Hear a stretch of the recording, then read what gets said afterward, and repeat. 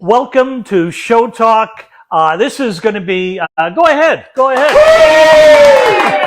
This is a historic moment because I actually have a live studio audience, and for a reason, because my next guest. This is actually a moment in time that, like 100 years from now. First of all, if you're watching this 100 years from now, I'd like to apologize for the poor video quality back in the 2023 year. This was taped in HD quality, but then it was transferred and edited. It was an editing software which took it down to MP4. So it's degraded. Okay, so the sound is not 100 years like it is in your time. But for people watching this, I want to explain why this is so historic, especially 100 years from now. Back in the early 1940s and just after the war, Pitchman, people started pitching things on the street corners, whether it was jewelry cleaner or eyeglass cleaner or vegetable slicers and peelers. And this went on for many, many years. In the 70s, there was an explosion of shows. At one point, there was only 32 pitchmen in Canada. Now there's hundreds and hundreds and hundreds of. Most of them work for George McBride. But anyways, but what's going to happen now? I'm going to bring out a guest, and this guest, I mean, he is second generation, and he was on my show many years ago on one of my first shows. This show started off. It was called Simply Straight, and this started with my guest Steve Smith, and we were selling this hairbrush. We used the hairbrush like a microphone, just like schoolgirls, and we did a little interview on where Stephen got his all the hair from for the sweeper pitch. Then we interviewed Bobby King, who is my next guest, but we ran out of time. And if truth be known, the reason we ran out of time, my show was only back then, it was only a minute and a half. And what happened with Bobby, he started going off on this tangent about his dad, George King, and this polyurethane he used to sell. And I could tell it wasn't going to be a great story. So, hi, we're back with our second edition of Simply Straight. Today we've got Bob King, the son of George King. For those that don't know who George King was, back in 1955, he launched the surprise bag. That was, you didn't know what was in it. It was $1. And it could be a transistor radio, but then again, it could be some candy. It could be a bracelet. This is Bob King, son of George King. Bobby, tell me some more about your dad, George. Well, he'd been in the business for a lot of years. He had polyurethane product called urethite. Was it like? You know, Bobby, we could listen to your stories all day, but unfortunately, we've run out of time. I want to thank you very much to my guest, Bob King. What about mine? Yeah, no, yep. We're out of time. But anyways, thank you very much. Thanks to my guest. Keep in touch. You're going to want to watch tomorrow's show. Yeah, sure was. That was great. So I told him we ran out of time, and he wasn't too happy about it. However, the public outcry was incredible. And people said, why didn't you give Bobby more time to speak? And well, the truth be known, it's because it wasn't a good direction. Now, if Bobby started, I've known Bobby for many years, and if Bobby would have started talking about polyurethane going in the incinerators and exploding, causing a massive explosion with 4 fire trucks, I would have let that show go on longer. But that wasn't the direction Bobby was going. So we're here to give Bobby another kick at the cat, if you will. So a big hand, ladies and gentlemen, Bobby King. Bobby, this is another chance. Don't blow it. I'll do my best. This show could be 20 minutes and it could be 2 minutes. It's really not up to me anymore. Yes, it's not up to me anymore. We have a great studio audience. I don't want to explain how many people we have in the audience. That's right. But let's just say we have a studio audience. It's quite a crowd. It is quite a crowd. I can't believe this many showed up. But it is reminiscent of when I did comedy, and I never got paid for it. I'm not getting paid for this. I can understand that. Yeah,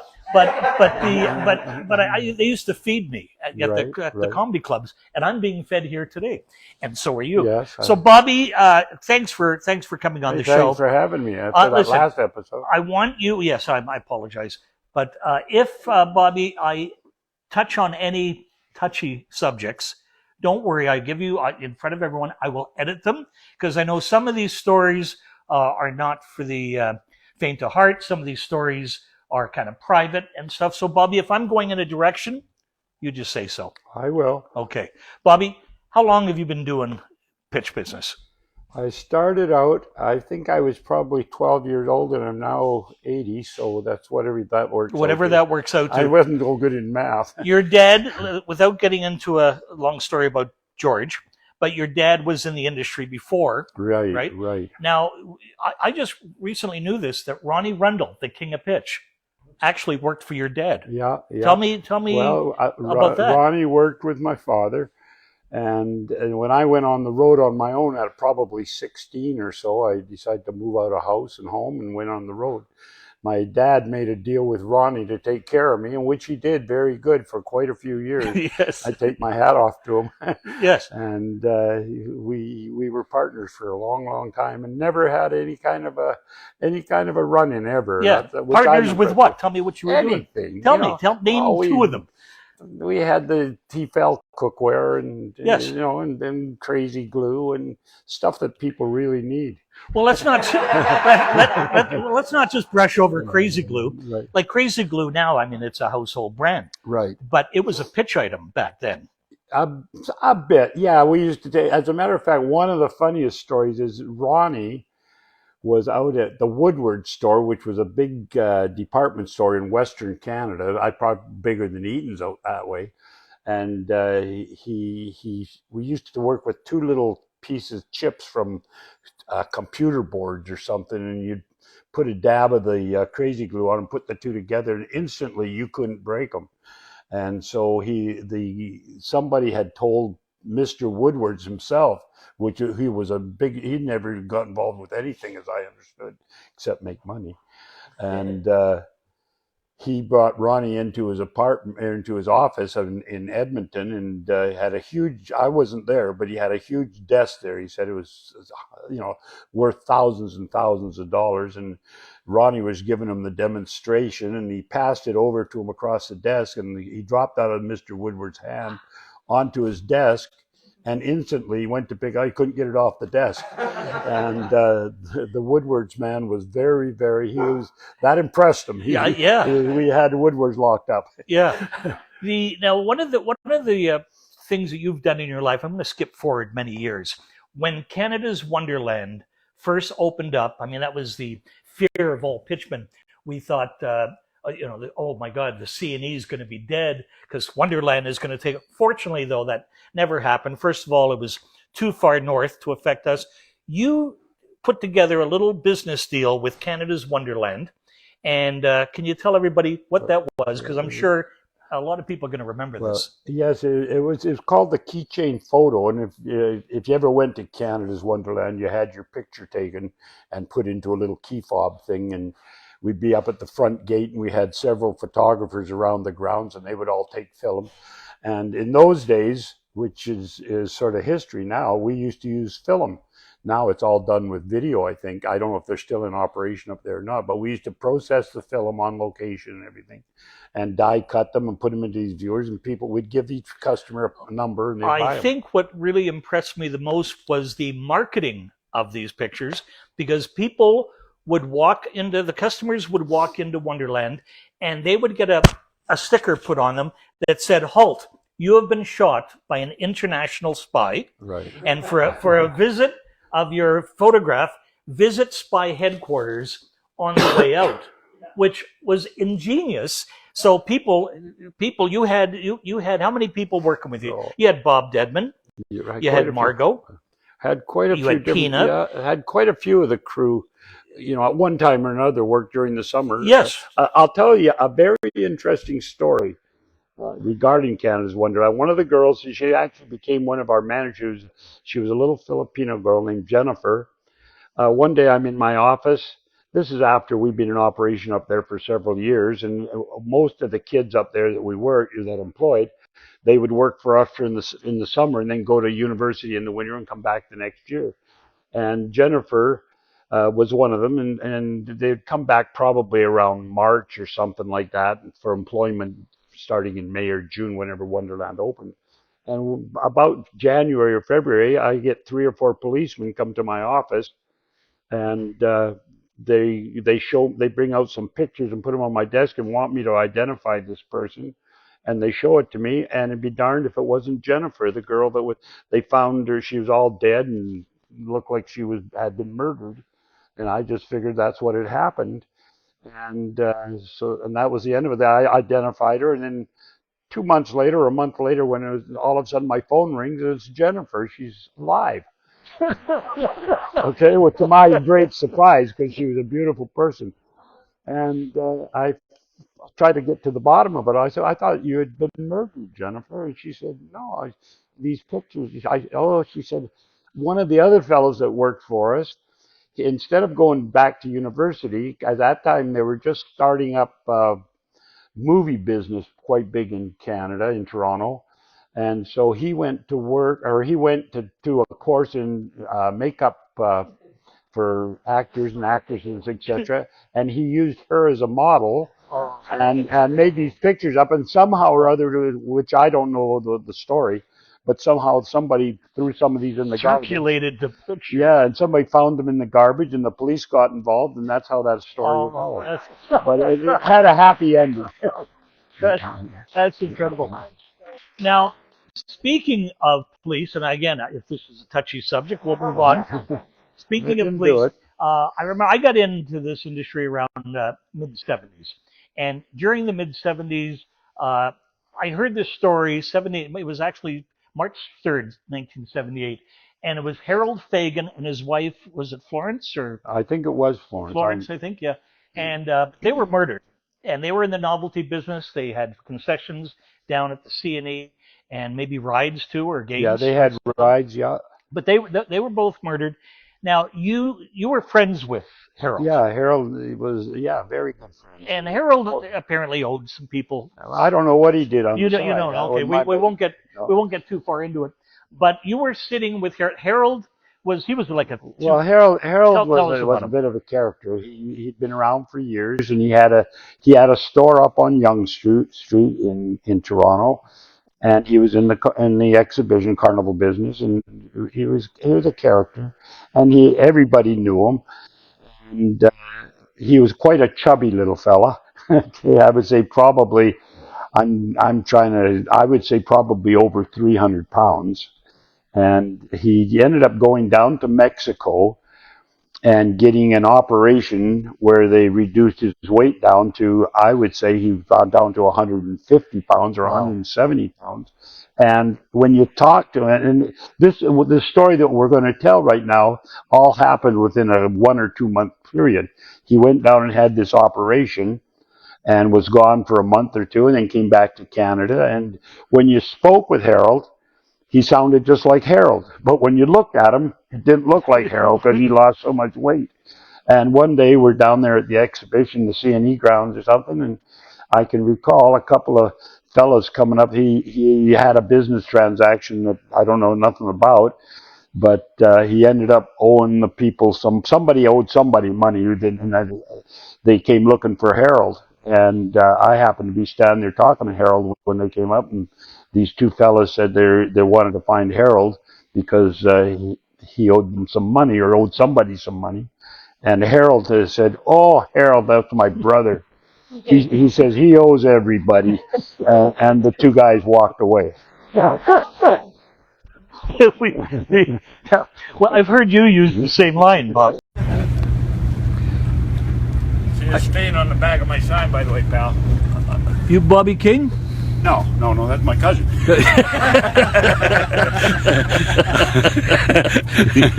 How much I owe you? Many times. My brother gets mad at me now. That's right. See, that's funny. Now, I know you've made and lost so much money so many times. I mean, I wish we wouldn't talk about that. No, we won't. I want to talk about, though, the successes. Okay? So maybe I won't bring up... This will be quite short. So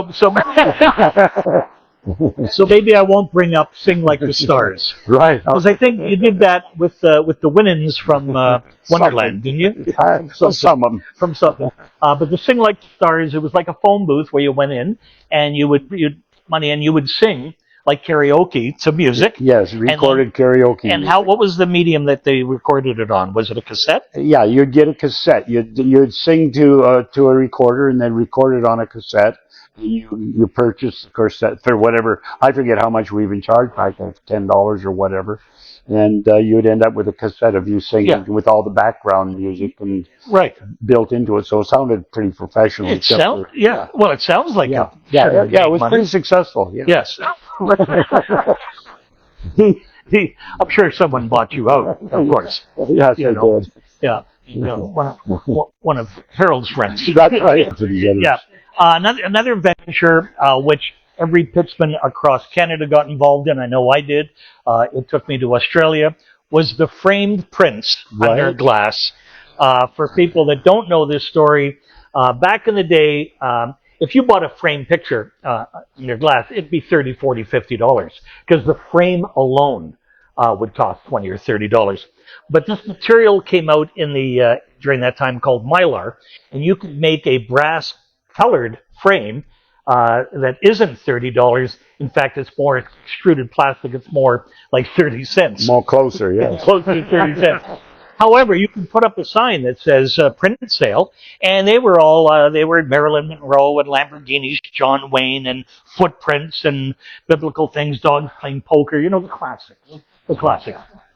And Bob, you did that in Canada with incredible success. Tell me about that one. Well, I happened to be going, as a matter of fact, I previously we talked about the Sing Like a Star, and I had looked into going to maybe franchising Sing Like a Star, and I wanted to get some pictures to put in my office, and I went looking around, and they were going to cost hundreds of dollars to get a 16 by 20 picture made. And I just happened to be driving up to Canada's Wonderland on a Saturday morning, and I went by this service station, and there was a sign up, 16 by 20 photo frame pictures for $8. And I said, what, boy, did that guy try to rip me off, the photographer said. And I didn't know the difference. They looked exactly what I was looking at. These were plastic frames, like you said, the Mylar, and the ones I was looking at, I guess, were brass. But anyhow, I stopped in there, and I thought, oh, there's something I'd like to get for my daughter, some little picture. And I'll get that one for my son. And this was like 7:30, 8 o'clock in the morning.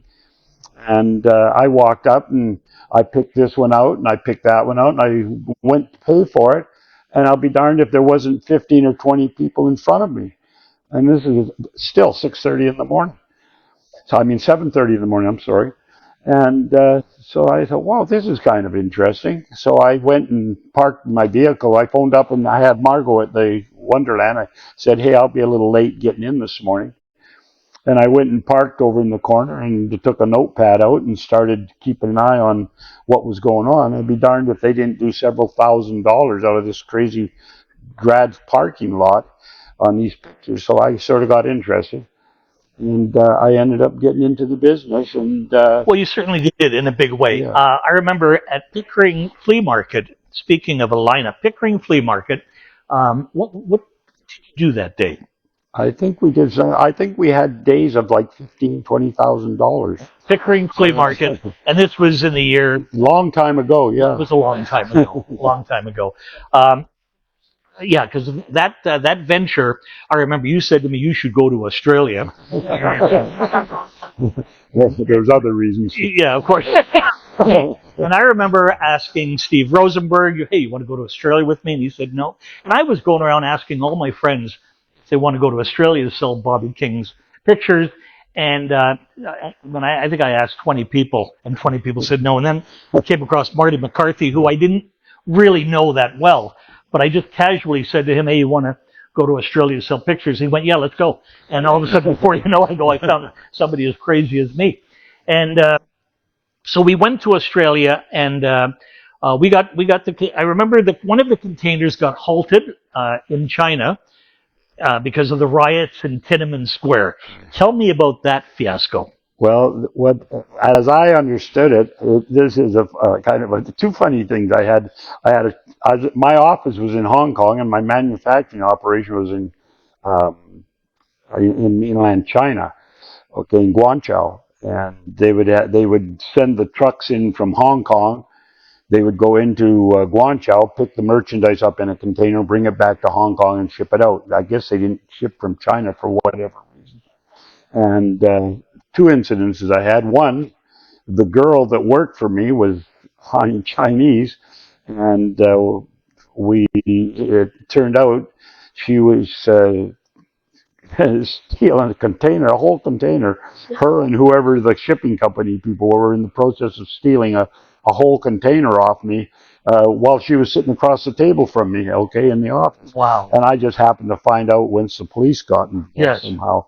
And the other one, the driver was going from Hong Kong into Guangzhou, which is like a 3 or 4 or 5 hour truck drive from Hong Kong to Guangzhou. And he was going through some little Chinese village, and all of a sudden a body was in front of his truck, and they stopped the truck and everything, and it turned out that the person that was on the highway or on the road that the truck supposedly hit was already dead, but they threw it out. The people threw it out in front of the truck, so that the truck driver was called responsible. Oh wow! And so the powers to be, the authorities, charged this guy with killing this person, and I don't know if it was a child or a person, whatever. But anyhow, they went in and got the merchandise and come back, and he come through the same town on the same highway. Now they stopped him again, and they confiscated my container. Okay, and it took me like 2 months to get it released again. I was always wondering why our well, that's why yours was all. I didn't really know the there was other backstory. reasons. That's another reason. Bobby, there was another time about your boat. Right? Yeah. Let's talk about that. I'm sorry. I had to, because I remember the word on the street was you were building a boat, and I remember going down to watch you, and there you were. Like, was this a sign from God? Like, why were you building this boat? Did you know about some impending doom coming up? Because I remember I said to you, Bobby, where did you learn to build a boat? And I remember you pointing down to a book. And you said, I read a book. And that's about how it happened. I ended up building this 55-foot boat. And it sailed for a while. So. Yes. Well, I think that's what we want to talk about. I like bad news travels better than good news. That's right. So tell us, you invited Bob Deadman for the maiden voyage. Yeah, we sailed it down through the the canal down to New York City, and then Bob headed back to Canada, and I continued on my own.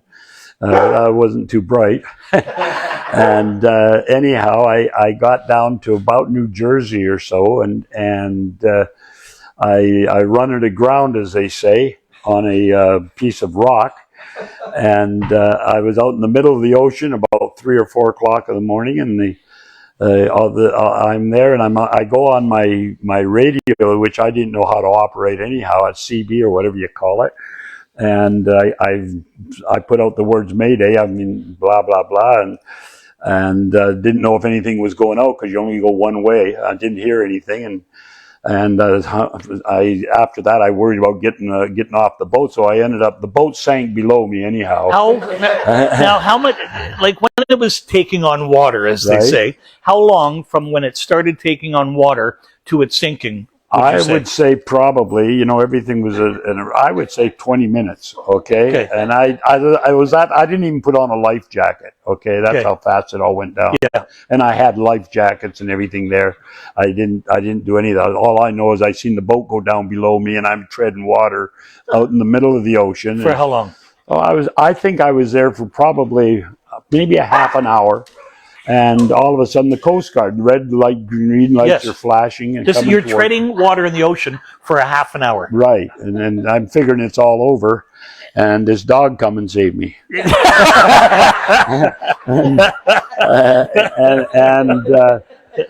And anyhow, the Coast Guard come there, and I said, "How the hell did you guys get here so quick? How did you find me?" Well, some lady from Montana or something phoned in and said that she'd heard a Mayday. Unbelievable. And I said, "Well, yeah, but how'd you find me out here?" She said, "This is the only place anybody gets into trouble." That's incredible. Yeah. So they, okay. I know a lot more to the story too, but we'll just leave it there. Okay. Yeah, we'll leave it there. And another thing I want to just quickly bring up, I remember you've had your fingers in so many products, so many ideas. One of them I remember was, speaking of pets. That's what actually the dog just reminded me of this, the pet mitt. Right. Okay, right. the pet mitt. So, it's incredible how your mind works. I'm going to tell you why. Because Bobby was on his way over to show me a mock-up. He had a sample, a mock-up of a pet mitt, which was Velcroed and used staples, right, and everything. Because I know this was a mock-up, because nobody would, in their right mind, would make a pet mitt, right, with staples, would they? I did. Bobby, you did. Okay. But anyways, with the pet mitt, I remember he walked in the door. He's got the pet mitt on, and I'm looking forward to seeing it. But as he's walking into my office, I had this welcome mat made out of rubber. And I remember Bobby reaching down, looking at the underside of it, looking at the pet mitt, looking both those. Now right away, I flew in to what's going on. Like I have a sample of his product in my front door, but he puts it down and goes, huh, and he just walks in and he shows me the pet mitt. Now that was a good product. Yeah, that was very successful. Was good. I'll tell you a funny story about that too, and this shows you how small the world can be at times. I made the pet mitt up because I seen it on TV, and I just was trying to knock it off, I guess is the word. Yes. And knock off. Yes, these are all terms in the industry. That's industry, yeah. And anyhow, I went down to Australia, and I had a very good friend that I used to drink in his bar in Melbourne, and he had moved at that time up to the Gold Coast, and it turns out that he and his wife were the people that invented the original pet mitt. Okay, amazing. Of all the people in the world, yes, these were people I knew down in Australia, and they invented the original pet mitt. Yes. Okay, and so. Was that true as well with the pot hooks? Is that where you saw the pot hooks? I don't know where that. I don't even know where the item of the pot hook. Anyways, Bobby and I went partners on the pot hooks, and we tried to get into Canada's Blooms. And they were just, back in the day, it was a 5-day show at the South Convention Hall. We couldn't get a spot, but Bob, you found some lady with a 10-foot inline booth and talked her into, can we rent, 5 feet of yours? And she said yes. And it was quite successful. We did. Well, we did. We sold out every day at 1:30, and we tried to get more made from Universal Gravel Blast, where we're getting them made, and it was a single mold, and we knew we were going to be in trouble because we did $7,000 sold out on the opening day. Went to Universal Gravel Blast and said to, what was it, Don? Don, yeah. And said, we need to make more now, because the show was going on. And so we watched the machine go, plop, one. Right, and when you looked at your watch, Bobby, and I realized we sold 2 by now. All right, it's too late now. We're too deep into this, but the question was from the audience. Maybe I should move out of the light, but it's too deep. Oh no, it looks good on you. Yeah, no, highlight your hair. Like during Easter and stuff, it's kind of like with a halo. Yeah, no, it's a good look. Bobby, this has been, I looked forward to this interview all week, and this has been a pleasure talking with you. And did everybody enjoy? Actually, I would like, if possible, if we could maybe open up just quickly some questions and answers. If anybody has anything from the audience, anyone have a question for No, Bobby? I don't have your $20. Okay. What's your favorite story? Okay, the question, just in case people didn't hear it, what's your favorite story? Well, I'll tell you what, and I've talked to you about this recently, Larry, okay? One day in the last 2 months, I happened to be on YouTube or something, and I started to look up some of the old commercials on TV, okay? And I had the crazy carpet toboggan, as you know. And I went to the YouTube to see if the commercial was running. Sure enough, it was running. And what amazed me more than anything else, because I had no idea so many years ago, I didn't realize how much I sold them for $2.98. And what the heck can you sell nowadays for $2.98? Okay, and that's what I used to sell the Crazy Carpet toboggans for. And the next thing I did, and I don't know if you people are familiar, but at one time I promoted Johnny Cash, the singer. Okay, and I used to promote him throughout Western Canada. And I thought, I started looking, and I remembered I used to buy his show, the whole complete show, from a guy in Windsor, I guess, who was their agent. So he made money on the deal, okay? But I would buy the complete Johnny Cash show for like $3,000 a night, okay? And I started figuring in my bright mind how much money these people were making. And it isn't very much, because there would be Johnny Cash in the show. There was Carl Perkins, the blue suede shoes guy. Wow. There was the Tennessee Three, which was Johnny Cash's band. Wow. There were the Statler brothers, counting flowers on the wall people. Okay, they were in it. And I'm not sure if June Carter was involved or not at that time. I can't say for sure, because a long time ago. But all those people, and I don't recall if they had a crew to set the shows up, you know, the stage and so forth. But there was at least 7, 8 people had to cut up $3,000. Wow. Plus the guy I bought the show from got some money. So they were probably cutting up $2,000. And there wasn't much money left on the table. Yes. Steve Smith, Steve Smith, Sweepa, yes. The last question This whole experience has been so enlightening.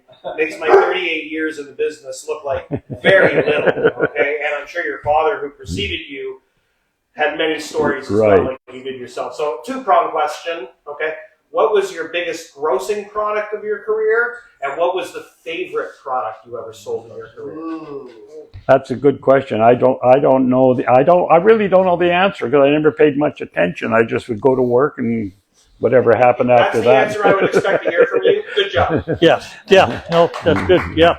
Anybody else? Mark. As someone who's had Mark Holman. Mark Holman, Shanny's, Garlic Grater, now with Ocean Sail. This is like the press, you know. All of a sudden. It's gone from a studio audience to we've got the press. As someone who's had his gigantic share of losers in this business, that's me. Me too. I would be interested. What was your biggest loser that you had the most fun with, and were most surprised that it was a total loser? I have many. I probably too. I can't give you an answer. I got to think that one out. I've lost on a lot of them. Yep, and the Welcome to this. There you go. Anybody else? You know what? This has been a great show. We're going to get ready now. Mark's lovely wife, Jill, is preparing hot dog. We're having cheeseburgers, salmon burgers. We're having chicken burgers. We're having veggie burger. Anybody having a veggie burger? No. No. On the burgers. Oh, that's okay. Good for mine. And we're going to be. We're also Mark. You're having a hamburger and 2 hot dogs. Is that right? That's right. That kind of opened the floor for people to order not one dinner, but. So, and I've never been in a restaurant where this has ever happened, where someone says, "Yeah, I'll have the steak, and you know what? I'll also have the salmon." You know, but for some Deep pockets. surf and turf, actually, yes. Well, guys, this has been probably one of my favorite interviews. Bobby, Thanks, thank you Larry. very much. Appreciate it. Yep. Thanks. What an audience! What an audience! Oh no, this we may do an audience a little more often. Guys, thanks for coming. Thanks for watching. Have a yabba dabba doodad, a doodad day. Thanks, guys. Thanks, Larry.